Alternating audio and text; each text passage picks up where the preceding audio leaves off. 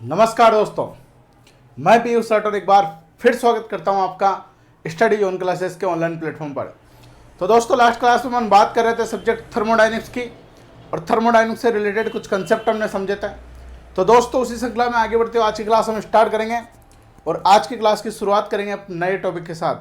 तो दोस्तों, आपसे रिक्वेस्ट है, इस क्लास के लिंक को अधिक से अधिक शेयर कर दो ताकि अधिक से अधिक विद्यार्थी अपन से जुड़ सके। ठीक है, तो आज की क्लास अपन स्टार्ट करते हैं।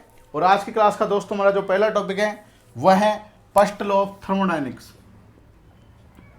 First law of thermodynamics.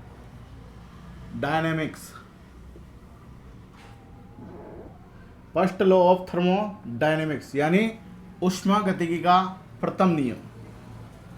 क्या है दोस्तों? ऊष्मागतिकी का प्रथम नियम। ऊष्मागतिकी का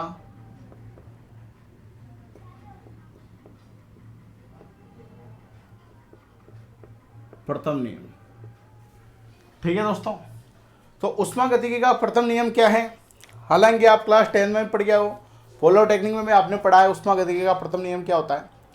ऊष्मागतिकी का प्रथम नियम यह कहता है कि ऊर्जा को न तो उत्पन्न किया जा सकता है और ना ही नष्ट किया जा सकता है, इसे एक रूप से दूसरे रूप में परिवर्तित किया जा सकता है। यानी जो ऊर्जा है, जो एनर्जी है, उसे एक रूप से दूसरे रूप में परिवर्तित कर सकते हैं लेकिन नष्ट नहीं कर सकते हैं। तो ये क्या है? अपना ऊष्मागतिकी का प्रथम नियम है। तो लिख लेते हैं अपन इसे।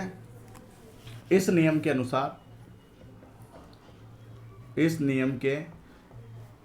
अनुसार ऊर्जा को न तो उत्पन्न किया जा सकता है, न तो उत्पन्न किया जा सकता है और ना ही नष्ट किया जा सकता है, ना ही नष्ट किया जा सकता है। इसे एक रूप से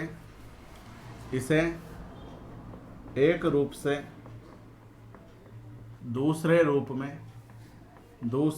में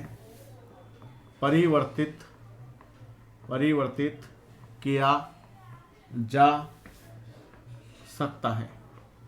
तो ऊष्मागतिकी का प्रथम नियम क्या बच्चों? कि जो ऊर्जा है उसे न तो उत्पन्न किया जा सकता है और ना ही नष्ट किया जा सकता है, उसे एक रूप से दूसरे रूप में परिवर्तित किया जा सकता है। ठीक है, ये नियम आप सब जानते हो, कोई इसमें रॉकेट साइंस है नहीं। इसके बाद एक अगला टॉपिक है इस नियम से संबंधित महत्वपूर्ण बातें। इस नियम से संबंधित महत्वपूर्ण बातें। इस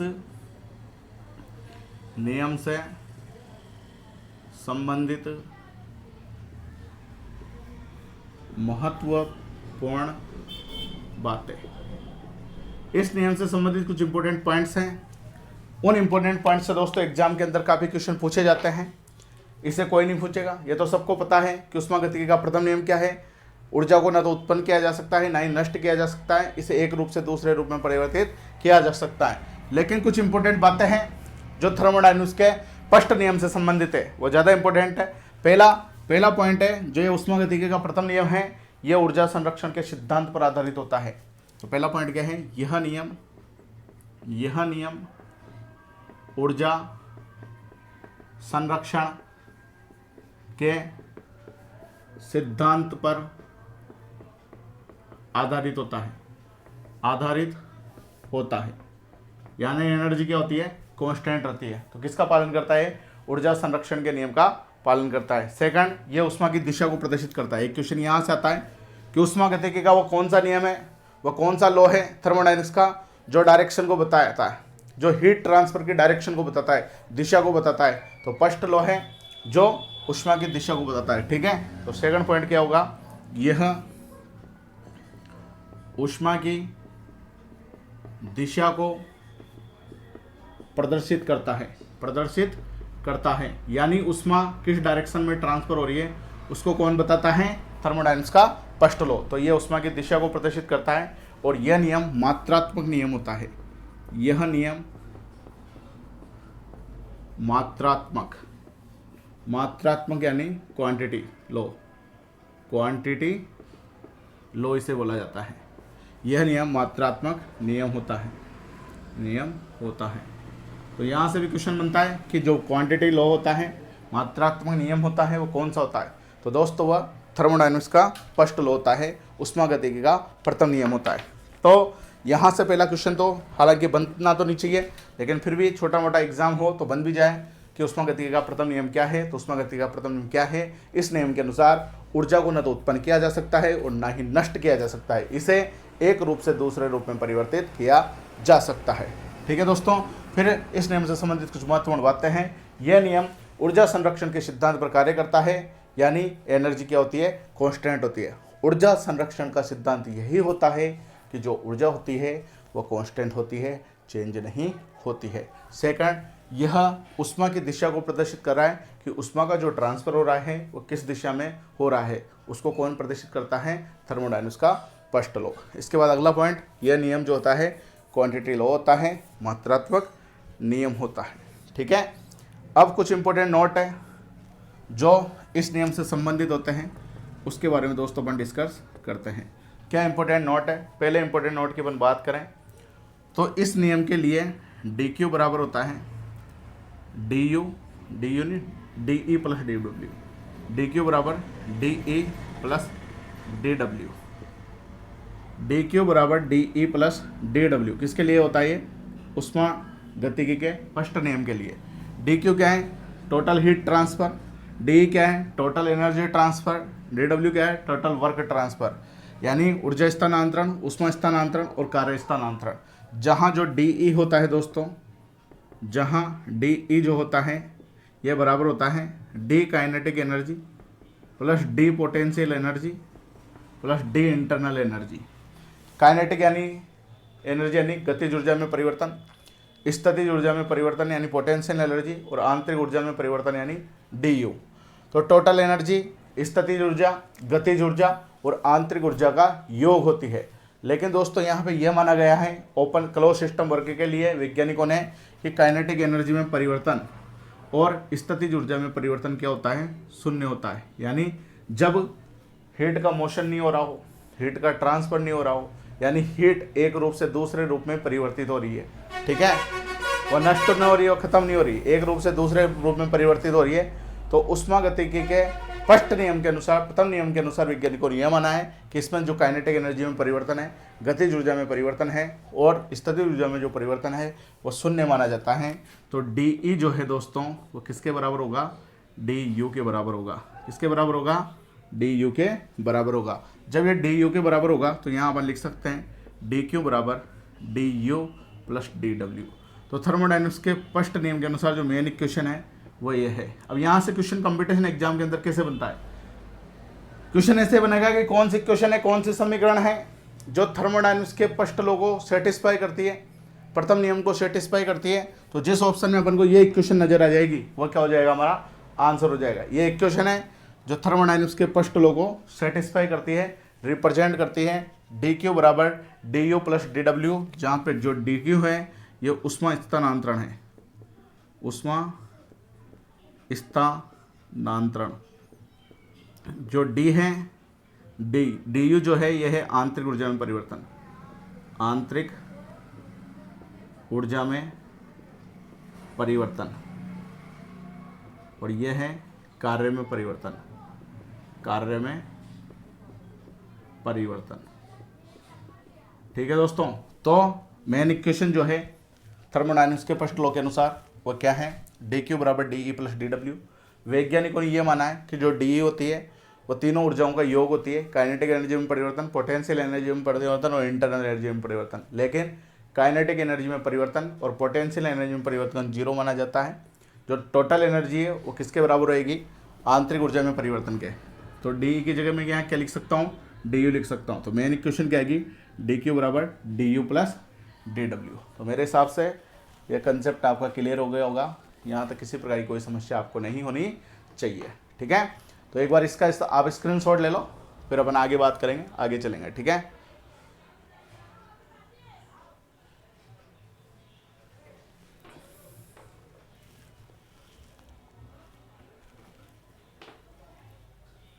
तो हम आगे चलते हैं बच्चों और बात करते हैं अगले टॉपिक के बारे में, ठीक है।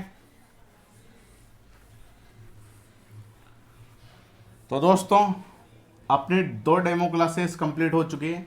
आज हमारी थर्मोडायनेमिक्स की 3rd डेमो क्लासेस है, ठीक है। इसके बाद एक डेमो क्लास कल और आएगी। कल अपन ने जो आज की क्लास तक जो भी अपन पढ़ेंगे, आज की क्लास खत्म होगी जहाँ तक, उसके ऊपर ऑब्जेक्टिव क्वेश्चन करेंगे जो एग्जाम की दृष्टि से बहुत महत्वपूर्ण है और पिछले एग्जामों में आए हुए हैं, ठीक है। तो आज की क्लास जहाँ तक खत्म होएगी वहाँ तक अपन जो कुछ भी पढ़ लेंगे उसके ऊपर कल ऑब्जेक्टिव क्वेश्चन की प्रैक्टिस करेंगे, ठीक है। तो कल हमारी यूट्यूब पर लास्ट डेमो क्लासेस होगी, उसके बाद सारी क्लासें कहाँ चलेगी, स्टडी जोन क्लासेस की मोबाइल ऐप के अंदर चलेगी। और दोस्तों जिसको भी JEE की अच्छे से तैयारी करनी है, जी जान लगा के तैयारी करनी है, वाकई में मेहनत करनी है, वो जल्द से जल्द उस बैच को ज्वाइन कर ले, उस बैच को खरीद ले। 4-5-6 स्टूडेंटों ने तो वो बैच ऑलरेडी खरीद चुके हैं। तो जिसको भी तैयारी करनी है वो जल्द से जल्द खरीद ले। 31 जनवरी 2022 रात को 9 बजे के बाद उस पर कोई ऑफर नहीं रहेगा। फिर वो कोर्स आपको 5500 में मिलेगा। अभी 10% का ऑफर चल रहा है, 4950 में आपको वह मिल जाएगा, ठीक है। और जिसने पहले की क्लासें नहीं देखी है वो पहले की क्लासें ज़रूर देखे, ठीक है। तो दोस्तों अपन आगे चलते हैं, आगे बात करते हैं और बात करते हैं अगले टॉपिक के बारे में। अगला जो टॉपिक है हमारा वह है heat transfer for different process. Heat transfer for different process. तो बहुत से विद्यार्थियों की प्रॉब्लम चल रही थी कि सर बोर्ड में थोड़े छोटे दिख रहे हैं, थोड़े बड़ा लिखा करो। तो मेरे हिसाब से आज वो प्रॉब्लम सॉल्व हो गई होगी। इसके अंदर अपन ने कुछ चेंजेस किए हैं, ठीक है, सेटिंग के अंदर। तो heat transfer for different process, दोस्तों लास्ट क्लास में अपन ने बात की थी, अलग अलग प्रोसेस के लिए कार्य का सूत्र ज्ञात किया था, ठीक है। आज के इस टॉपिक में अपन बात करेंगे अलग अलग प्रोसेस के लिए हीट ट्रांसफर का सूत्र क्या होता है, ठीक है। तो हिंदी में अपन बात करें तो हिंदी में लिखेंगे विभिन्न प्रक्रमों के लिए ऊष्मा स्थानांतरण। विभिन्न प्रक्रमों के लिए ऊष्मा स्थानांतरण, ठीक है बच्चों। तो जिस प्रकार से विभिन्न प्रोसेस के लिए अपन ने वर्क ट्रांसफर के फॉर्मूले ज्ञात किए थे, उसी प्रकार से विभिन्न प्रक्रम के लिए अपन हीट ट्रांसफर के फॉर्मूले ज्ञात करेंगे, ठीक है। तो दोस्तों आज 29 जनवरी हो चुकी है, कल 30 जनवरी, परसों 31 जनवरी को ऑफर का लास्ट दिन है। तो जिसको ढंग से JEE की तैयारी करनी है वो जल्द से जल्द उस बैच को जरूर ज्वाइन करें, ठीक है। तो इसके बाद अपन बात करते हैं सबसे पहले number 1 constant volume process. Constant volume process, ठीक है, यानी हिंदी में बोले तो स्थिर आयतन प्रक्रम। स्थिर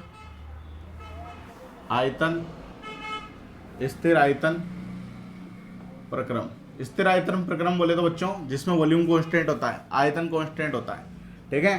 तो आयतन जिसमें कांस्टेंट होता है उसके लिए वर्क का फॉर्मूला अपन ने ड्राइव किया था। यहाँ पे मैं डायग्राम बना देता हूँ, पहले PV कर्व बना देते अपन। ये P प्रेशर ले लिया अपन ने y एक्सेस पे, वॉल्यूम ले लिया अपन ने x एक्सेस पे, इसका कर्व ऐसा बनेगा।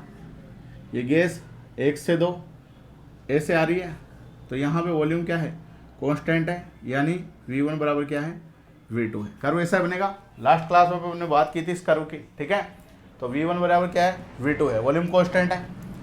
अब दोस्तों अभी हमने पढ़ा, कुछ ही देर पहले अपन ने पढ़ा, वी नो दैट, हम जानते हैं कि, हम क्या जानते हैं बच्चों, हमने पढ़ा dq बराबर होता है du प्लस dw, होता है किसके अनुसार, थर्मोडायनेमिक्स के सेकंड लॉ के अनुसार। अब दोस्तों कांस्टेंट वॉल्यूम के लिए dw का मान निकालते पहले। तो dw बराबर अपन ने फॉर्मूला पढ़ा था P into V2 minus V1, ये पढ़ा था dw को मान P V2 माइनस V1, और यहाँ पे V1 और V2 के बराबर है तो कार्य का सूत्र शून्य आ गया था, किया गया कार्य क्या जाएगा, P V2 की जगह मैं V1 लिख दूंगा और V1 की जगह V1, तो कार्य क्या आ गया, 0 आ गया। तो दोस्तों कार्य का मान कांस्टेंट वॉल्यूम प्रोसेस में अपन ने निकाला था। स्थिर आयतन प्रक्रम के लिए कार्य का मान अपन ने निकाला था, कितना आया था, 0। तो dw 0 कैसे आया ये भी मैंने आपको बता दिया। तो इसमें अपन dq बराबर du की जगह du और dw की जगह क्या लिख देंगे, 0। तो dq किसके बराबर आ जाएगा, du के बराबर आ जाएगा। यानी दोस्तों उष्मा स्थानांतरण हीट ट्रांसफर जो होगा वह इंटरनल एनर्जी यानी आंतरिक ऊर्जा में परिवर्तन के बराबर होगा। डी क्यू किसके बराबर आ गया, डी यू के। और दोस्तों आप फॉर्मूला जानते हो, किसका फॉर्मूला जानते हो, विशिष्ट उष्मा का फॉर्मूला जानते हो। अपन जानते हैं दोस्तों यू जो होता है, यू का फॉर्मूला होता है M C V delta T. U का फॉर्मूला क्या होता है, डी यू का आंतरिक ऊर्जा में परिवर्तन का जो सूत्र होता है वह होता है M C V delta T. यह सी वी डेल्टा टी के बराबर भी हो सकता है, सी पी डेल्टा टी के बराबर भी हो सकता है। कांस्टेंट वॉल्यूम की बात करेंगे तो सी वी आएगा, कांस्टेंट प्रेशर की बात करेंगे तो सी पी आएगा। ठीक है, तो यहाँ पे मैं डी यू की जगह क्या लिख सकता हूँ, M C V delta T. तो यहाँ पर उष्मा स्थानांतरण का जो फॉर्मूला आएगा कांस्टेंट वॉल्यूम प्रोसेस के लिए वो किसके बराबर आएगा, M C V delta T. जहाँ पे एम जो है वो मास है, द्रव्यमान है, सी वी है वह कांस्टेंट वॉल्यूम पे स्पेसिफिक हीट है यानी स्थिर आयतन पर विशिष्ट उष्मा है। इसके बारे में अपन लास्ट में डिस्कस कर चुके हैं। और ये है ताप में परिवर्तन, ताप में परिवर्तन। ठीक है बच्चों, तो अपन ने बात करी process number 1 constant volume process के बारे में। कांस्टेंट वॉल्यूम प्रोसेस के लिए डी क्यू का फॉर्मूला हमने ड्राइव किया। डी क्यू का फॉर्मूला क्या आया, M C V delta T. आया कैसे ये मैंने आपको बता दिया। उष्मा गतिकी के प्रथम नियम के अनुसार डी क्यू बराबर क्या होता है, D you plus D W. Constant volume process के लिए कार्य का मान 0 आता है, 0 यहाँ पुट कर दिया तो डी क्यू किसके बराबर होगा, डी यू के। और डी यू का फॉर्मूला होता है कांस्टेंट वॉल्यूम पर M C V delta T. तो डी यू का फॉर्मूला अपने यहाँ रख दिया। तो ये हीट ट्रांसफर का फॉर्मूला गया कांस्टेंट वॉल्यूम प्रोसेस के लिए। ठीक है, अब दोस्तों यहाँ पे एक कंसेप्ट है, तो बहुत इंपॉर्टेंट कंसेप्ट है, उसे आपको अच्छे से याद होना चाहिए। क्या है, इधर देखो, नोट डाल के मैं समझा देता हूँ आपको। ठीक है, ये दोस्तों एक सिस्टम है। सिस्टम क्या होता है ये मैंने आपको बता दिया। ठीक है, सिस्टम अपन जानते हैं जहाँ पे हीट के बारे में स्टडी की जाती है उसे सिस्टम कहा जाता है। अब दोस्तों मैं क्या कर रहा हूँ, सिस्टम को हीट सप्लाई कर रहा हूँ। हीट क्या कर रहा हूँ, सप्लाई कर रहा हूँ। हीट सप्लाई कर रहा हूँ यानी सिस्टम को हीट दे रहा हूँ। तो जब भी मैं सिस्टम को हीट दूंगा तो उसे पॉजिटिव लिया जाएगा। क्या लिया जाएगा, पॉजिटिव लिया जाएगा। बहुत शानदार कंसेप्ट है। यहाँ से एग्जाम में क्वेश्चन बन सकता है कि अगर अपन सिस्टम को हीट देंगे, उष्मा का देंगे किसको, सिस्टम को, तंत्र को, तो उष्मा कौन सी रहेगी, पॉजिटिव, नेगेटिव या कह नहीं सकते, या इनमें से कोई नहीं। क्या रहेगी, पॉजिटिव। यदि अब हम सिस्टम को हीट दे रहे हैं तो क्या रहेगी, पॉजिटिव। और दोस्तों यदि सिस्टम से हीट रिजेक्ट हो रही है, सिस्टम से हीट क्या हो रही है, हीट रिजेक्ट हो रही है, तो फिर वो नेगेटिव रहेगी। अगर सिस्टम को अपन हीट दे रहे हैं तो पॉजिटिव रहेगी, और सिस्टम से यदि हीट रिजेक्टेड होगी तो क्या रहेगी, नेगेटिव होगी। ठीक है, इसी प्रकार दोस्तों अपन बात करें वर्क की, या तो हीट की अपन ने बात करी, अब बात करें वर्क की। यदि अपन सिस्टम पर वर्क कर रहे हैं, यदि अपन सिस्टम पर कार्य कर रहे हैं, तो सिस्टम पर कार्य कर रहे हैं तो कार्य नेगेटिव होगा। याद रखना, इधर पॉजिटिव तो इधर नेगेटिव, इधर अंदर वाला पॉजिटिव आ रहा है, इधर अंदर वाला नेगेटिव आ रहा है। कंसेप्ट ध्यान रखना। यदि सिस्टम पर अपन कार्य करेंगे तो क्या आएगा, नेगेटिव, क्योंकि हमको सिस्टम पे कार्य करना पड़ रहा है। तो सिस्टम किस काम का है, और अगर सिस्टम हमें कार्य करके देगा तो सिस्टम काम का है, तो फिर वो वर्क जो रहेगा वो पॉजिटिव रहेगा। ठीक है, तो यहाँ से इंपॉर्टेंट कंसेप्ट निकलता है कि यदि अपन सिस्टम पे कार्य कर रहे हैं, सिस्टम पे हमें कार्य करना पड़ रहा है तो कार्य नेगेटिव रहेगा, और यदि सिस्टम कार्य कर रहा है तो वो क्या रहेगा, पॉजिटिव रहेगा। तो ये बहुत इंपॉर्टेंट कंसेप्ट यहाँ से निकलते हैं बच्चों। इसका आप एक बार स्क्रीनशॉट ले लो, फिर अपन आगे बात करेंगे। ठीक है, तो मेरे हिसाब से ये कंसेप्ट आपके क्लियर हो रहे होंगे। और दोस्तों मैं उम्मीद कर सकता हूँ कि आप प्रॉपर तरीके से हैंड रिटन नोट्स जरूर बना रहे होंगे खुद की राइटिंग में। ठीक है दोस्तों, और आपको लग भी गया होगा कि किस प्रकार से यहाँ पे थर्मोडायनेमिक्स पढ़ाई जा रही है। और दोस्तों जिस प्रकार से अपन थर्मोडायनेमिक्स पढ़ रहे हैं उसी प्रकार से अपन सारे सब्जेक्ट पढ़ेंगे। और मेरी गारंटी है जब आपका कोर्स कंप्लीट होएगा मैकेनिकल इंजीनियरिंग का, तो आपके चेहरे खिल जाएंगे। ठीक है, आप प्रॉपर तरीके से इंजीनियर बन चुके होंगे, क्योंकि काफ़ी नॉलेज आपको हो चुकी होगी। चाहे पोलोटेक्निक की बात की जाए, चलो चाहे बीटेक की बात की जाए, अपन बुकों को रट रट के पढ़े, लेकिन आज कंपटीशन एग्जाम की तैयारी में अपन समझ के पढ़ रहे हैं। ठीक है दोस्तों, जब हमने बीटेक करी थी तो हम भी ऐसे पढ़े थे। हालांकि हमारे कॉलेज में जो फैकल्टी थी वो बहुत दुआदार थी, चीज़ें समझाती भी थी।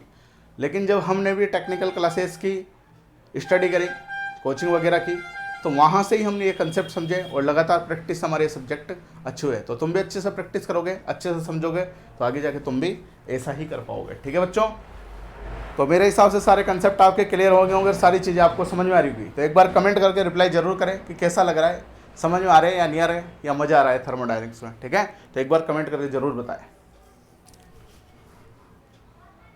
तो ठीक है बच्चों, अपन आगे चलते हैं और बात करते हैं अगले प्रोसेस के बारे में। ठीक है, तो सेकंड प्रोसेस की अपन बात करेंगे अब।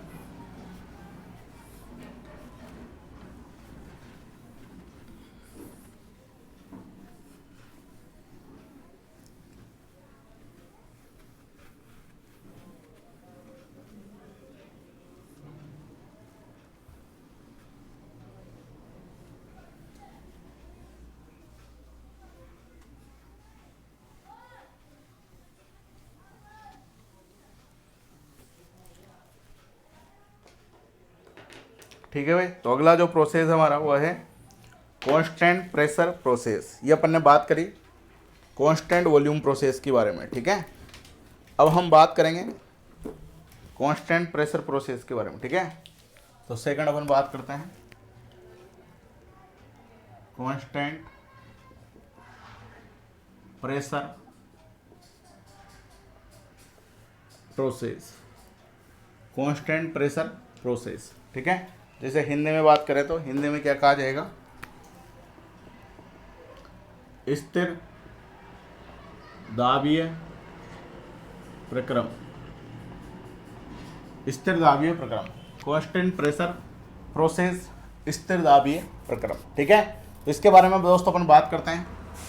वी नो दैट, हम वापस जानते हैं वही फॉर्मूला dq बराबर du plus dw according to first law of thermodynamics. ठीक है, अब इसका डायग्राम अपन बना लेते हैं। पहले डायग्राम तो वैसे बनेंगे सारों के, जैसे पहले वर्क निकाला था तब बना था।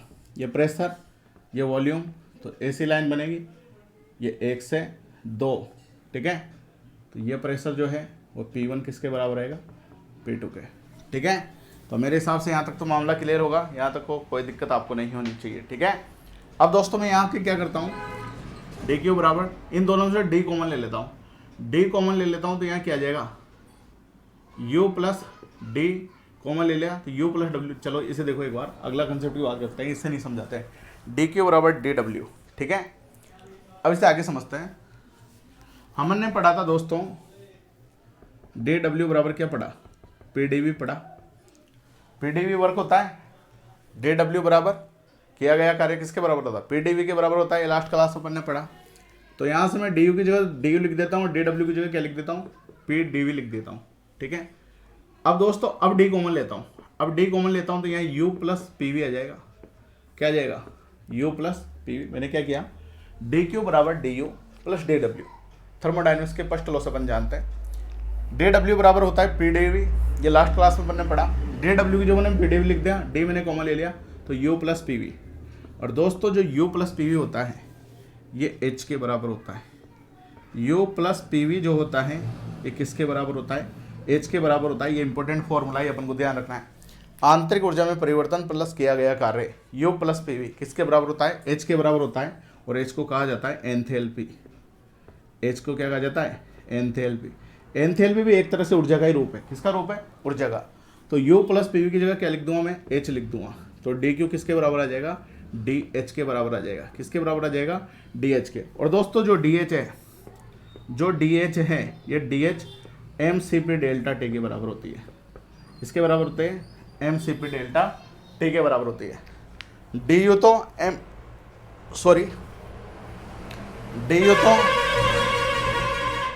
du तो mcp डेल्टा t के बराबर होती है। du तो किसके बराबर होता था, mcp डेल्टा t के। लेकिन जो dh है एंथैल्पी में परिवर्तन किसके बराबर हो रहा है, mcp डेल्टा t के। यानी cv की जगह क्या आ जाता है, यहाँ पे cp आ जाता है। ठीक है, तो यहाँ से अपन कह सकते हैं dq किसके बराबर आ जाएगा, mcp डेल्टा t। cp क्या है, कांस्टेंट प्रेशर पे विशिष्ट उष्मा, स्थिर दाब पर विशिष्ट उष्मा, m द्रव्यमान, और डेल्टा t तापमान में परिवर्तन। तो dq का फॉर्मूला कांस्टेंट वॉल्यूम के लिए आता mcv डेल्टा t। dq का फॉर्मूला कांस्टेंट प्रेशर के लिए क्या, mcp डेल्टा t। वहाँ कांस्टेंट वॉल्यूम था तो mcv डेल्टा t आ गया था। यहाँ कांस्टेंट प्रेशर है तो mCp डेल्टा टी आ जाएगा। ये फॉर्मूला अपन को ध्यान रखना है, वेरी इंपॉर्टेंट है, ठीक है।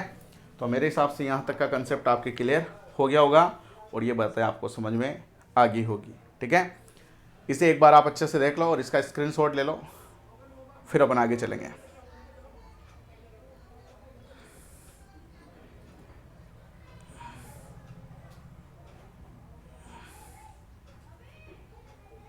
ठीक है भैया, चलें आगे। तो आगे चलते अपन और बात करते हैं अगले प्रोसेस के बारे में, ठीक है।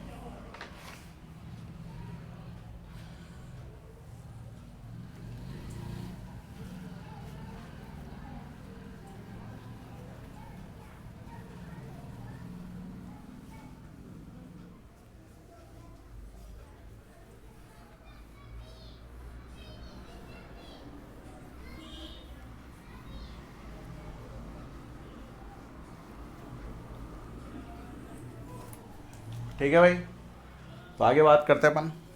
अगला जो प्रोसेस है, process number 3, constant temperature process. Third कौन सा है?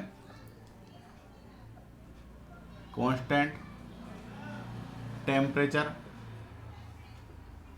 Constant temperature process. Constant temperature process जिसे स्थिर तापीय प्रक्रम कहा जाता है। क्या कहा जाता है? स्थिर तापीय प्रक्रम, जिसे लास्ट क्लास में अपन ने आइसोथर्मल प्रोसेस भी बोला था। क्या बोला था? आइसोथर्मल प्रोसेस, जिसे समतापीय प्रक्रम कहा जाता है। क्या कहा जाता है? समतापीय प्रक्रम। ठीक है भैया, तो अगला जो प्रोसेस अपना हुआ है कांस्टेंट टेम्परेचर प्रोसेस, स्थिर तापीय प्रक्रम, जिसे एक और नाम से जाना जाता है समतापीय प्रक्रम, जिसे क्या कहा जाता है? Isothermal process. ठीक है, अब इसके लिए डीक्यू का फॉर्मूला अपन ड्राइव करते हैं। इधर देखना, इसका डायग्राम बनाए अपन, तो डायग्राम कैसा बनेगा? डायग्राम वैसा ही बनेगा जैसा उसमें बना था। ये प्रेशर इधर, वॉल्यूम इधर, ये ऐसा वाला डायग्राम बनेगा 1 से 2। यहाँ प्रेशर P1 P2, यहाँ प्रेशर P1, यहाँ पे वॉल्यूम V1, यहाँ पे वॉल्यूम V2। ठीक है, तो दोस्तों अपन जानते हैं वी नो दैट, आप और हम सभी जानते हैं अब तो डी क्यू बराबर क्या होता है? D you plus D W. दोस्तों अगर यहाँ पे ना तो कांस्टेंट वॉल्यूम की बात की जा रही, ना कांस्टेंट प्रेशर की बात की जा रही, तो जब ना तो कांस्टेंट वॉल्यूम की बात की जाए ना कांस्टेंट प्रेशर की बात की जाए, तो जो डेल्टा यू है यानी डी यू जो है, तो ये जो डी यू है ये बराबर रहेगा एम सी डेल्टा टी। अगर कांस्टेंट वॉल्यूम होता तो यहाँ सी वी अपन कर देता, कांस्टेंट प्रेशर अगर होता तो यहाँ सी पी अपन कर देते। तो ना तो कांस्टेंट वॉल्यूम है ना कांस्टेंट प्रेशर है, तो डी यू की जगह क्या लिख सकते हैं? M C delta T. तो यहाँ तो लिख दिया अपन ने एम सी डेल्टा टी, और डी डब्ल्यू की जगह डी डब्ल्यू लिख दिया मैंने। ठीक है, तो डी क्यू बराबर एम सी डेल्टा टी को लिख दिया मैंने T2 माइनस T1, यानी तापमान में परिवर्तन, यानी अंतिम तापमान माइनस प्रारंभिक तापमान। ऐसा क्यों किया मैंने यहाँ पे, अभी आपको समझ में आ जाएगा। और डी डब्ल्यू की जगह डी डब्ल्यू। अब दोस्तों यहाँ पे टेम्परेचर आपस में बराबर है। आइसोथर्मल प्रोसेस यानी स्थिर तापीय प्रक्रम, समतापीय प्रक्रम, टेम्परेचर आपस में बराबर है, यानी T1 किसके बराबर है? T2 के बराबर है। और T1 T2 आपस में बराबर है, तो T2 में से T1 किसके बराबर है? T2 के। तो T2 में से T2 ही जाएगा तो 0 आ जाएगा। तो डी क्यू बराबर एम सी, T2 को मैंने T2 लिख दिया और T1 की जगह भी क्या लिख दिया? T2 plus D W. तो यहाँ 0 आ गया और 0 से गुणा हो गया, पूरा क्या हो गया? 0 हो गया। तो डी क्यू किसके बराबर आ गया? डी डब्ल्यू के बराबर आ गया। यानी स्थिर तापमान प्रक्रम के लिए, आइसोथर्मल प्रोसेस के लिए, समतापीय प्रक्रम के लिए जो उष्मा स्थानांतरण का फॉर्मूला है, हीट ट्रांसफर का जो फॉर्मूला है, यानी डी क्यू का जो फॉर्मूला है, वह कार्य के फॉर्मूले के बराबर ही आ रहा है, क्योंकि इसमें डी यू का मान क्या हो गया? 0। तो डी क्यू किसके बराबर आ गया? डी डब्ल्यू के लिए। और डी डब्ल्यू का फॉर्मूला अपन ने क्या पढ़ा था आइसोथर्मल प्रोसेस के लिए? क्या पढ़ा था आइसोथर्मल प्रोसेस के लिए? C L N V2 upon V1। ठीक है, फिर इसी को PV के बराबर मान लिया था, फिर L N V two upon V one, फिर V two upon V one P one upon P two के बराबर आ गया था। ठीक है, 4-5 फॉर्मूले पढ़े थे वर्क के, तो सारे फॉर्मूले किसी के रहेंगे, हीट ट्रांसफर के भी वही फॉर्मूले रहेंगे। ठीक है दोस्तों, तो शानदार कंसेप्ट के साथ अपन ने बात करिए डी क्यू की, यानी हीट ट्रांसफर की। तो आइसोथर्मल प्रोसेस के लिए हीट ट्रांसफर का फॉर्मूला वही आएगा जो वर्क का हमारे लिए आया था। ठीक है, इसके बाद दोस्तों बात करते हैं अगले टॉपिक की। अगला प्रोसेस नंबर 4, नंबर 4 है एडियाबेटिक प्रोसेस। एडियाबेटिक प्रोसेस, और एडियाबेटिक प्रोसेस को क्या बोला था, रुद्धोष्म प्रक्रम। रुद्धोष्म प्रक्रम, ठीक है बच्चों। तो रुद्धोष्म प्रक्रम के लिए मैंने वहां पे भी बताया था आपको, उसमें कोई हीट ट्रांसफर नहीं होता, यानी डी क्यू बराबर क्या होता है, 0। ये पहले से डिफाइन किया गया है प्रैक्टिकली। ठीक है, तो इसके लिए डी क्यू का फॉर्मूला ड्राइव करने की जरूरत हमें नहीं पड़ेगी। डी क्यू का फॉर्मूला ड्राइव करने की जरूरत हमें नहीं पड़ेगी, किसके लिए, एडियाबेटिक प्रोसेस के लिए, क्योंकि इसमें हीट ट्रांसफर का मान हमेशा 0 के बराबर ही होता है। यह वैज्ञानिकों ने पहले ही बोल दिया। ये अपन ने वहाँ पे पढ़ा था जहाँ पे कार्य के सूत्र प्रतिपादित किए थे। इसके लिए कोई फॉर्मूला ड्राइव करने की जरूरत नहीं है, डायरेक्ट याद रखना है एडियाबेटिक प्रोसेस रुद्धोष्म प्रक्रम के लिए डी क्यू का मान किसके बराबर होता है, 0 के बराबर होता है। ठीक है, इसके बाद लास्ट प्रोसेस अपना, फिर अपन आगे बात करेंगे अगले टॉपिक के बारे में। ठीक है, तो आगे चलते अपन, इसका एक बार आप स्क्रीनशॉट ले लो। ठीक है, फिर अपन आगे चलते हैं। ठीक है बच्चों,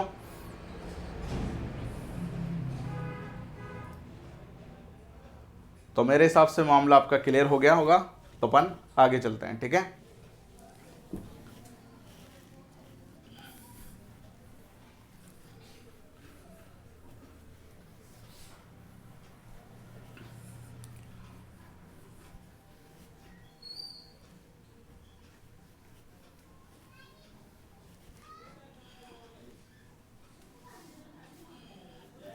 दोस्तों रोजाना अपनी क्लास 8 बजे लाइव होती थी, लेकिन आज ये क्लास 9 बजे लाइव हो रही है, क्योंकि दोस्तों आज किसी इमरजेंसी वर्क के कारण मैं बाहर गया हुआ था, तो आने में थोड़ा टाइम लग गया। ठीक है, तो आज जो हमारा समय व्यतीत हो रहा है, आज क्लास हमारी 1 घंटे के आसपास ही हो पाएगी। तो जो आज आधे घंटे का समय हमारा बचा है, उसे अपन कल कवर करेंगे। कल लंबी क्लास लेंगे, कल संडे है। ठीक है, हालांकि कल अपने न्यूमेरिकल करेंगे, क्वेश्चन करेंगे, ऑब्जेक्टिव क्वेश्चन करेंगे, जो कि एग्जाम की दृष्टि से महत्वपूर्ण है। ठीक है, इसके बाद अपन आगे चलते हैं और बात करते हैं 5वें नंबर के प्रोसेस की।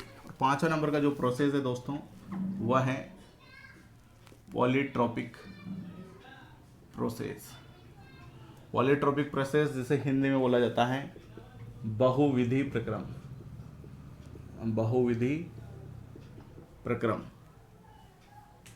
Polytropic process. क्या होता है पॉलीट्रोपिक प्रोसेस, मैंने कहा था इसका डायग्राम वैसा ही बनता है जैसा आइसोथर्मल एडियाबेटिक प्रोसेस का बनता है। ठीक है, तो वैसा ही बनेगा, बस कर्व थोड़ा सा झुका रहता है ज़्यादा। ठीक है, तो ये 1 से 2, ये अपन ने वहाँ पे भी बात की थी। इधर प्रेशर ले लेंगे और इधर वॉल्यूम ले लेंगे। तो जैसा आइसोथर्मल का बनता है उसी प्रकार का डायग्राम एडियाबेटिक का बनता है, उसी प्रकार का डायग्राम पॉलीट्रोपिक बनता है, बस झुकाव में अंतर होता है। ठीक है, पॉलीट्रोपिक का झुकाव सबसे ज़्यादा होता है, फिर एडियाबेटिक का होता है, फिर आइसोथर्मल का होता है। ठीक है, तो दोस्तों पॉलीट्रोपिक प्रोसेस के लिए डीक्यू का फॉर्मूला आपको डायरेक्ट याद रखना है, इसका डेरिवेशन की कोई ज़रूरत नहीं है। डीक्यू का जो फॉर्मूला होता है वो किसके बराबर होता है, गामा माइनस एन बटा gamma minus 1 into D W, किसका, पॉलीट्रोपिक का। ठीक है, पॉलीट्रोपिक के लिए जो कार्य का सूत्र होता है, पॉलीट्रोपिक प्रोसेस के लिए जो कार्य का सूत्र होता है, उस कार्य के सूत्र को गामा माइनस 1 बटा गामा माइनस 1, और बटा में n-1 भी आता है, बटा में क्या आता है, n-1, इससे गुणा कर देंगे तो हमारे पास किसका फॉर्मूला आ जाएगा। हालांकि n-1 तो इस कार्य के सूत्र के साथ ही आ जाएगा, इसे मत लिखो यहाँ पे। ठीक है, इसी के बराबर होता है। तो डी क्यू का जो फॉर्मूला था किसके बराबर होता है, गामा माइनस एन बटा गामा माइनस 1 इंटू कार्य का जो सूत्र होता है पॉलीट्रोपिक प्रोसेस के लिए, उसके बराबर होता है। तो क्या आ जाएगा, डी क्यू बराबर गामा माइनस एन बटा gamma minus 1 into polytropic process के लिए जो कार्य का सूत्र होता है वो क्या होता है, P1V1 माइनस P2V2 बटा n-1। ठीक है, तो यह हीट ट्रांसफर डी क्यू उष्मा स्थानांतरण का फॉर्मूला आ जाएगा पॉलीट्रोपिक प्रोसेस के लिए। डायरेक्ट फॉर्मूला भी एग्जाम के अंदर पूछा जा सकता है और बहुत सी बार पूछा जा चुका है, और इस पर न्यूमेरिकल भी एग्जाम में आ सकता है। तो पॉलीट्रोपिक प्रोसेस के लिए हीट ट्रांसफर का फॉर्मूला क्या गया, गामा माइनस एन बटा गामा माइनस वन। और पॉलीट्रोपिक प्रोसेस के लिए वर्क का फॉर्मूला क्या होता है, P1 V1 minus P2 V2 बटा N माइनस वन। ठीक है, तो दोस्तों ये पांचों प्रोसेस के लिए हमारे हीट ट्रांसफर के फॉर्मूले अपन ने ड्राइव कर लिए, अपन ने याद कर लिए, अपन ने देख ली। याद तो आप करोगे, और दोस्तों मैं आपसे कहना चाहता हूँ प्रैक्टिस बहुत करें। अगर आप प्रैक्टिस नहीं करोगे तो बात नहीं बनेगी। ठीक है, इसके बाद हम आगे चलते हैं और बात करते हैं अगले टॉपिकों के बारे में। तो सबसे पहले नोट की बात करते हैं। Note number one, note number one क्या है दोस्तों, जो आंतरिक ऊर्जा होती है U, ये फंक्शन होती है टेम्परेचर का। जो आंतरिक ऊर्जा होती है वो तापमान का फलन होती है। क्या होती है, जो आंतरिक ऊर्जा होती है U, वो तापमान का फलन होती है for ideal gas. For ideal gas, ideal gas बोले तो आदर्श गैस, आदर्श गैस के लिए। ठीक है, यहाँ से डायरेक्ट क्वेश्चन पूछा जा सकता है कि जो आदर्श गैस होती है, आइडियल गैस होती है, उसके लिए जो आंतरिक ऊर्जा है वो किसके समानुपाती होती है, या किसका फलन होती है, किसका फंक्शन होती है।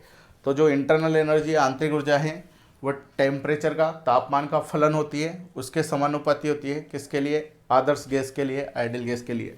ठीक है दोस्तों, अगर आइडियल गैस की जगह अपन रियल गैस की बात करें, वास्तविक गैस की बात करें, तो जो इंटरनल एनर्जी है ये फलन होती है, फंक्शन होती है टेम्परेचर का और प्रेशर का। किसका फंक्शन होती है, टेम्परेचर का और प्रेशर का, for real gas. Real gas बोले तो वास्तविक गैस के लिए, वास्तविक गैस के लिए। ठीक है, तो आदर्श गैस के लिए तो हमने टेम्परेचर का फंक्शन होती है, और रियल गैस वास्तविक गैस के लिए टेम्परेचर और प्रेशर का फंक्शन होती है। ठीक है, तो इम्पोर्टेंट बात है, ये अपन को ध्यान रखना है। ठीक है, इसके बाद दोस्तों क्लोज सिस्टम वर्क अपन ने पढ़ लिया था। ठीक है, एक बार और बता देता हूँ नोट में, हालांकि अपन ने पहले पढ़ भी लिया था, लेकिन एक बार और देख लेते हैं। इधर देखो, ये अपना कर्व है, प्रेशर और वॉल्यूम कर्व। ठीक है, ये 1 से 2, यहाँ से मैंने लंब डाला वॉल्यूम अक्ष पे, और यहाँ से मैंने लंब डाला वॉल्यूम अक्ष पे, आयतन अक्ष पे, यानी एक्स अक्ष पे। तो इसका जो क्षेत्रफल है, इस क्षेत्र का जो क्षेत्रफल है, ये क्लोज सिस्टम वर्क को प्रदर्शित करेगा। Closed system work, close system work को प्रदर्शित करेगा। और क्लोज सिस्टम वर्क का जो फॉर्मूला दोस्तों वह PdV के बराबर आता है। किसके बराबर आता है, PdV के बराबर आता है। ये अपन ने लास्ट क्लास में डिस्कस किया था। अब दोस्तों मैं लंब जो है वो एक्स अक्ष पे डालने की बजाय इधर डाल रहा हूँ, यानी प्रेशर अक्ष पे लंब डाल रहा हूँ। ठीक है, तो ये लंब मैंने अभी इधर डाल लिया। इधर डालने के बाद जो ये क्षेत्रफल बनेगा, इस क्षेत्र का जो क्षेत्रफल बनेगा, ये ओपन सिस्टम वर्क को प्रदर्शित करेगा। किसको, ओपन सिस्टम वर्क, यानी खुला तंत्र कार्य को प्रदर्शित करेगा। और इसका फॉर्मूला -VdP के बराबर आएगा। ठीक है, ये याद रखना है, किसके बराबर आएगा, -VdP के।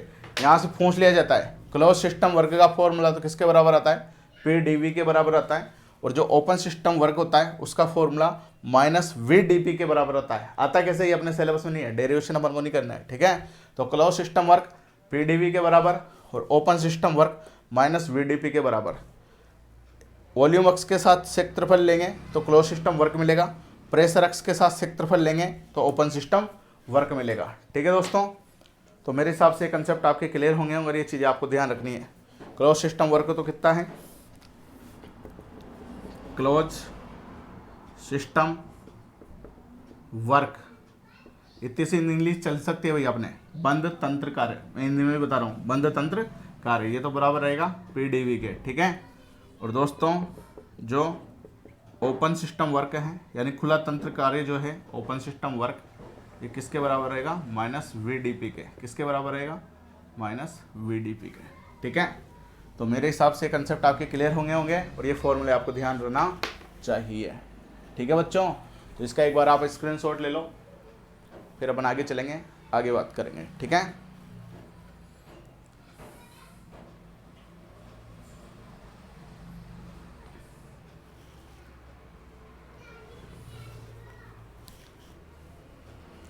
ठीक है भाई।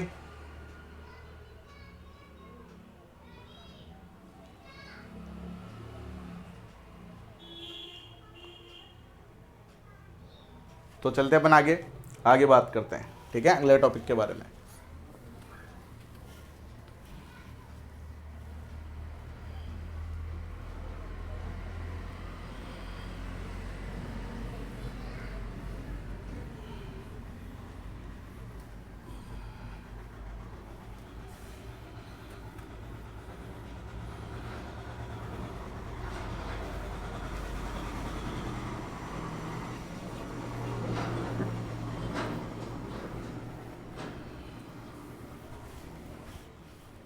ठीक है भाई, तो बात करते हैं free expansion of gas.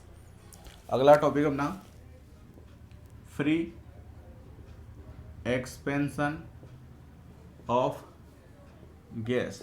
Free expansion of gas, Hindi में बोले तो गैस का मुक्त प्रसार। गैस का मुक्त प्रसार यानी गैस प्रसारित हो रही है लेकिन अपने आप हो रही है, मुक्त रूप से, फ्रीली रूप से उसका प्रसारण हो रहा है, उस पर कोई रोक टोक नहीं है, ठीक है। तो दोस्तों इसका डायग्राम मैं बनाऊं, ये एक कंटेनर है, ठीक है, यहाँ पे मैंने इसका पार्टीशन कर दिया और बीच में खाली जगह छोड़ दी, ठीक है, और इसको बाहर से इंसुलेटेड कर दिया, ऐसे लाइनें खींच दी, इसका मतलब होता है इंसुलेटेड। इंसुलेटेड का मतलब इस पे आवरण चढ़ा दिया ताकि इसके अंदर की हीट बाहर आवरण में नहीं जा सके। तो इसके अंदर हीट भरी हुई है, गैस भरी हुई है, ठीक है। तो दोस्तों जो गैस है इसको मैंने इंसुलेटेड कर दिया, इसका मतलब है इंसुलेटेड। इंसुलेटेड का मतलब प्रतिरोधी मैंने इसे बना दिया। क्या बना दिया? प्रतिरोधी। प्रतिरोधी अगर मैं इसे बना दूंगा तो हीट का ट्रांसफ़र इसके बाहर नहीं जा सकता, यानी गैस इसके बाहर नहीं जा सकती। अब गैस यहाँ से इसके बाहर तो नहीं जा सकती, लेकिन गैस इस दूसरे वाले पार्ट में तो जा सकती है, और इसे यहाँ पे रोकने वाला टोकने वाला कोई है क्या? इसे रोकने वाला टोकने वाला कोई नहीं है। तो गैस का क्या हो रहा है? मुक्त रूप से प्रसार हो रहा है। तो गैस का क्या हो रहा है? मुक्त रूप से प्रसार हो रहा है। अब गैस का मुक्त रूप से प्रसार हो गया, लेकिन जो गैस है वो बाहर नहीं जा रही। बाहर नहीं जा रही तो डी क्यू का मान 0। बाहर नहीं जा रही यानी हीट का ट्रांसफर ही नहीं हो रहा बाहर की ओर, हीट का ट्रांसफर नहीं हो रहा तो डी क्यू का मान 0। और दोस्तों जब ये मुक्त रूप से प्रसारित हो रही है, गैस अपने आप प्रसारित हो रही है, तो हमें कार्य करने की जरूरत पड़ रही है क्या? हमें कार्य करने की जरूरत नहीं पड़ रही। तो इस वक्त डी डब्ल्यू का मान भी क्या हो जाएगा? 0 हो जाएगा। इंसुलेटेड कर दिया तो हीट का ट्रांसफर नहीं हो रहा, हीट का ट्रांसफर नहीं हो रहा तो डी क्यू का मान 0 के बराबर है।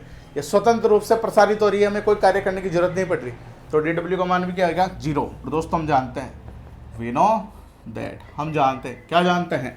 डी क्यू बराबर होता है D you plus D W. इसका मान 0, इसका मान 0, तो डी यू बराबर भी क्या आ जाएगा? डी यू बराबर भी 0 आ जाएगा। यानी जब गैस मुक्त रूप से प्रसारित होती है तो आंतरिक ऊर्जा में परिवर्तन का मान क्या होता है? 0 के बराबर होता है। यहाँ मैं कह सकता हूँ डी यू का मतलब U2 माइनस U1, अंतिम ऊर्जा माइनस प्रारंभिक ऊर्जा, अंतिम आंतरिक ऊर्जा माइनस प्रारंभिक आंतरिक ऊर्जा, किसके बराबर? 0 के बराबर। तो U2 बराबर U1, यानी आंतरिक ऊर्जा क्या रहती है? कांस्टेंट रहती है। आंतरिक ऊर्जा में कोई परिवर्तन नहीं होता है, और आंतरिक ऊर्जा में परिवर्तन नहीं होता है तो आंतरिक ऊर्जा में परिवर्तन का मान किसके बराबर होता है?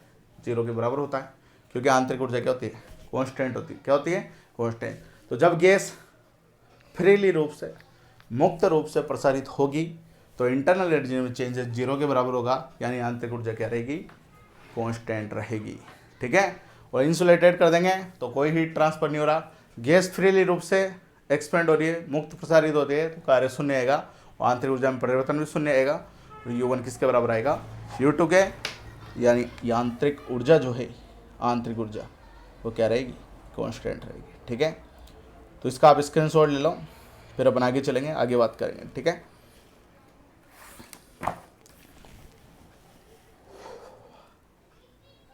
ठीक है भैया, चलें आगे। तो आगे अपन चलते हैं।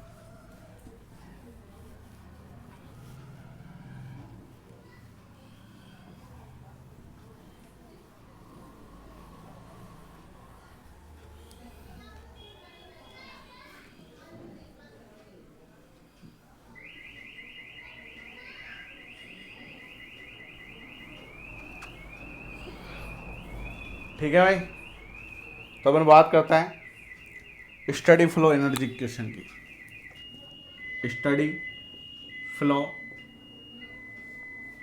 Energy equation, steady flow energy equation, steady flow ऊर्जा समीकरण, ठीक है। स्टडी यानी एक समान प्रवाह ऊर्जा समीकरण, हिंदी में बोले तो एक समान प्रवाह ऊर्जा समीकरण। एक समान ही असमान, आपने मैकेनिक्स में पढ़ा, फ्लूइड मैकेनिक्स में स्टडी यानी अनस्टडी फ्लो। तो स्टडी तो होता है अपरिवर्ती प्रवाह और अनस्टडी क्या होता है, परिवर्ती प्रवाह। तो अपरिवर्ती ऊर्जा समीकरण है, ठीक है। अपरिवर्ती प्रवाह ऊर्जा समीकरण हिंदी में लिख लो चाहो तो, अपरिवर्ती प्रवाह ऊर्जा समीकरण, ऊर्जा समीकरण, अपरिवर्ती प्रवाह ऊर्जा समीकरण। तो दोस्तों स्टडी फ्लो एनर्जी इक्वेशन कि अपन को केवल इक्वेशन याद रखनी है। ये इक्वेशन कभी कभार एग्जाम में पूछी जा सकती है, ठीक है। एक तो क्या होता है स्टडी फ्लो एनर्जी इक्वेशन में, total energy input, total energy input बराबर होता है टोटल एनर्जी आउटपुट के।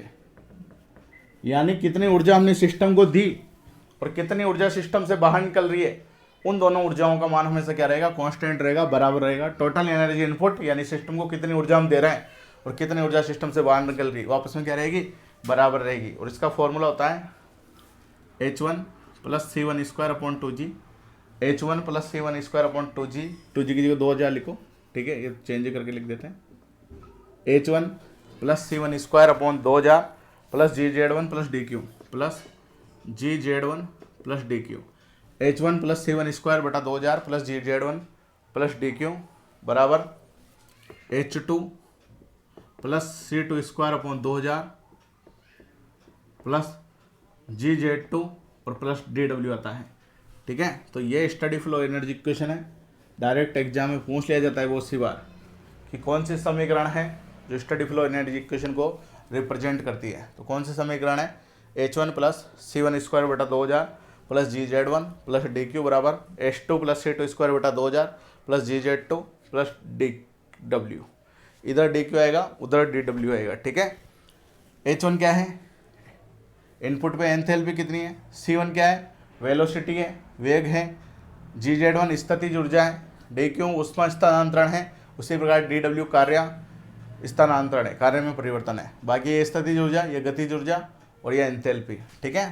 तो ये इक्वेशन अपन को ध्यान रखनी है, इस इक्वेशन का ज़्यादा कोई यूज नहीं है, ठीक है। इक्वेशन अपन को याद रखनी है, कभी कभार एग्जाम में पूछी जा सकती है, ठीक है। इसके बाद दोस्तों अपन बात करते हैं अगले टॉपिक के बारे में, और अगला जो टॉपिक है हमारा वो है second law of thermodynamics. Second law of thermodynamics, second law of thermodynamics यानी ऊष्मागतिकी का द्वितीय नियम। क्या है, ऊष्मागतिकी का द्वितीय नियम, ऊष्मागतिकी का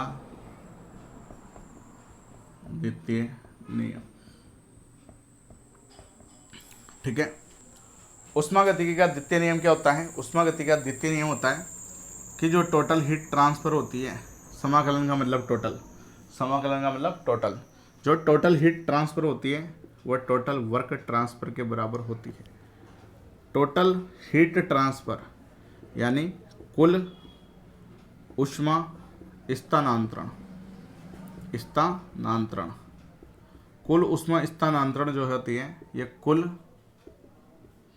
कार्य परिवर्तन, कुल कार्य में परिवर्तन के बराबर होती है, ठीक है। कुल ऊष्मा स्थानांतरण जो होता है किसके बराबर होती है, कुल कार्य में परिवर्तन के बराबर होती है, यानी total heat transfer total work transfer के बराबर होती है according to second law of thermodynamics, ठीक है। तो साइक्लिक इंटीग्रल DQ किसके बराबर होता है, साइक्लिक इंटीग्रल DW, ठीक है। यहाँ से दोस्तों एक इम्पोर्टेंट कंसेप्ट निकलता है हीट और वर्क के बारे में, वो बहुत इंपॉर्टेंट है, उसे आपको समझना है। एक इम्पोर्टेंट कंसेप्ट क्या निकलता है दोस्तों, जो हीट है, जो हीट है, जो ऊष्मा है, वह लो ग्रेड एनर्जी होती है, लो ग्रेड एनर्जी। हीट को क्या कहा जाता है? लो ग्रेड एनर्जी कहा जाता है, यानी कम क्वालिटी की उष्मा। लो ग्रेड एनर्जी यानी कम क्वालिटी की उष्मा। लो ग्रेड एनर्जी यानी कम रेटिंग की उष्मा, कम रेटिंग की ऊर्जा, कम रेटिंग की ऊर्जा। जो हीट होता है, जो उष्मा होता है, उसे लो ग्रेड एनर्जी कहा जाता है। यहाँ से भी एग्जाम में क्वेश्चन पूछा जाता है कि कम रेटिंग की ऊर्जा किसे कहा जाता है, लो ग्रेड एनर्जी किसे कहा जाता है? तो किसे कहा जाता है? हीट को कहा जाता है। और दोस्तों एक क्वेश्चन बनता है, जो वर्क होता है, जो कार्य होता है, वह हाई ग्रेड की एनर्जी होती है।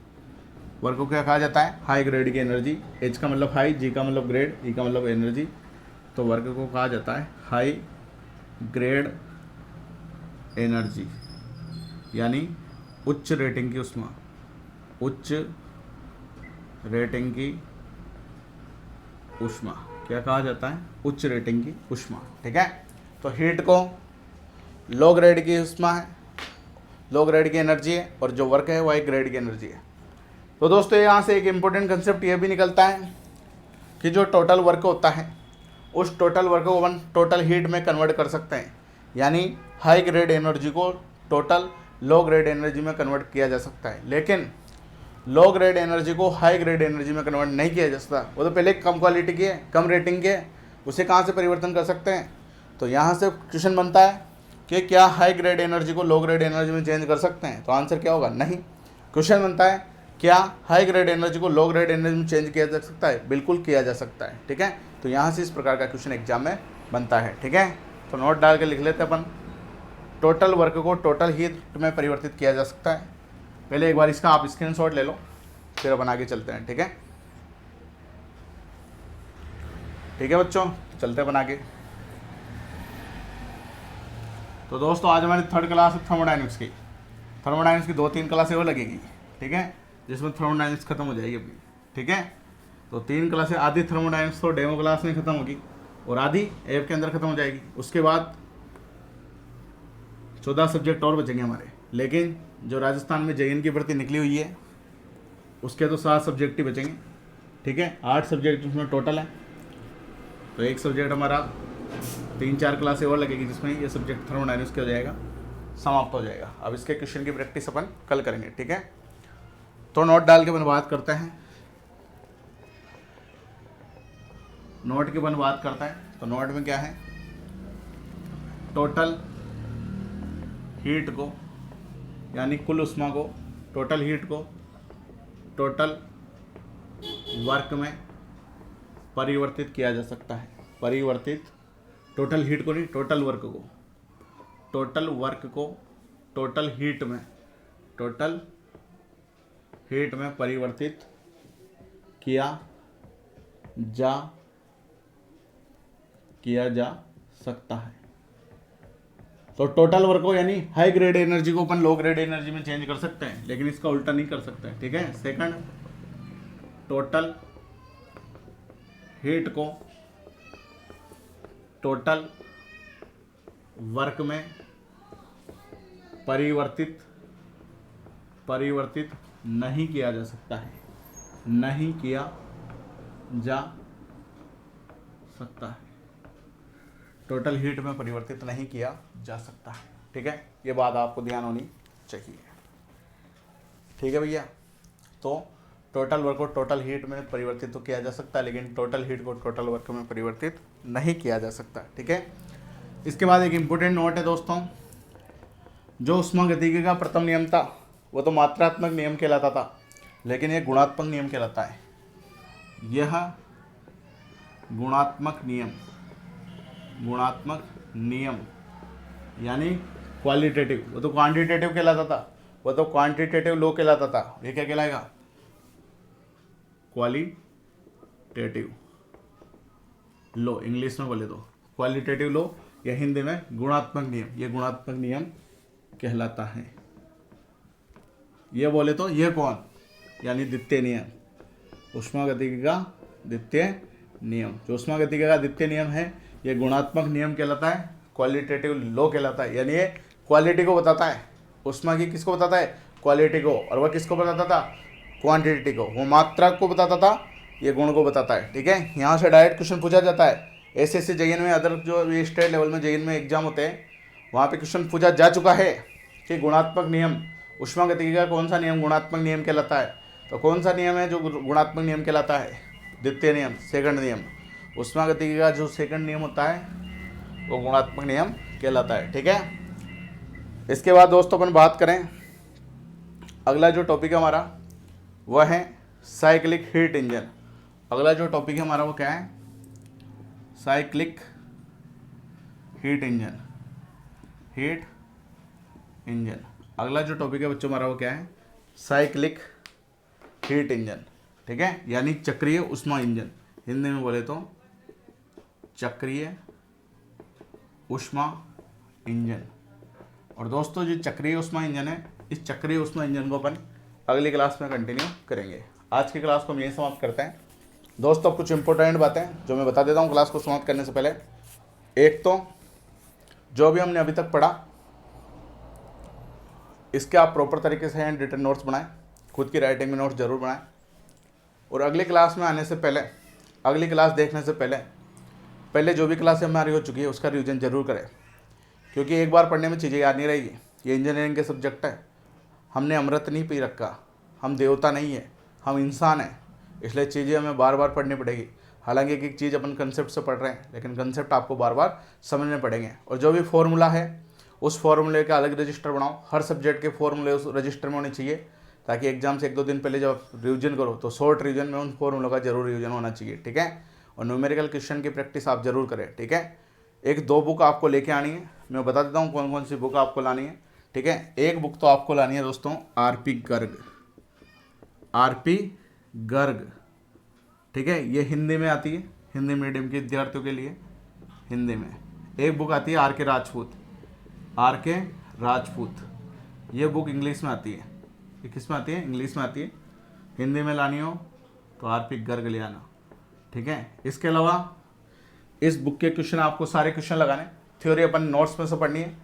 ठीक है, इस बुक के आपको सारे क्वेश्चन लगाने। अगर कोई क्वेश्चन आपको नहीं आता है तो डाउट में आपके जो भी अपने कोर्स खरीदेगा उसका व्हाट्सएप ग्रुप बनेगा, उसमें शनिवार को डाउट पूछे जाते हैं। ठीक है, और दिन चैटिंग बंद रहती है, और दिन आप किसी प्रकार कोई मैसेज उस ग्रुप में नहीं कर सकते हैं क्योंकि स्टूडेंट डिस्टर्ब होते हैं। लेकिन शनिवार को मैं चैटिंग ओपन करता हूँ, शनिवार को मैं आपके डाउट पूछता हूँ, जो भी डाउट आएंगे आपको, और रविवार को डाउट क्लास में आपके डाउट सोल्व किए जाएंगे। तो जो भी क्वेश्चन आपको नहीं आता हो या जो भी क्वेश्चन आपको डाउट हो वो शनिवार को व्हाट्सएप में आप भेज सकते हो, और संडे को जब मेरी डाउट क्लास होगी उसमें आपका डाउट क्लियर कर दिया जाएगा। इसके अलावा आपको 1-2 बुकें आती है यूथ